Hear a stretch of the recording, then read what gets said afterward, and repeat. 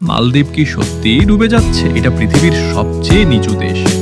সমুদ্রপৃষ্ঠ থেকে গড় উচ্চতা মাত্র 1.5 মিটার। দেশটির সর্বোচ্চ প্রাকৃতিক স্থান মাত্র 2.4 মিটার উঁচু, সেটাও ভিলিঙ্গিলি দ্বীপে। বিজ্ঞানীরা বলছেন 2100 সালের মধ্যে এর 80% দ্বীপ ডুবে যেতে পারে। তবে আশ্চর্যের বিষয়, প্রবালের বালু আর ঢেউয়ের সেডিমেন্ট জমে কিছু দ্বীপের আয়তন আসলে বাড়তেও পারে, কিন্তু আসল সমস্যা রয়ে যায় বারবার বন্যা, মিষ্টি জলের অভাব, জমি রক্ষা করতে ক্রমশ বাড়তি খরচ, আর শেষ পর্যন্ত মানুষকে মাইগ্রেট করতে হয়। সব বাসযোগ্য দ্বীপকে বাঁচাতে প্রয়োজন প্রায় $8.8 বিলিয়ন।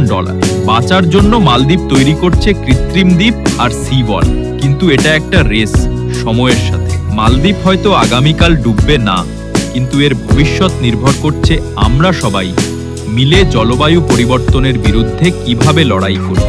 এই তথ্য যদি আপনার ভালো লেগে থাকে তবে সাবস্ক্রাইব করুন, শেয়ার করুন আর কমেন্ট করতে ভুলবেন না।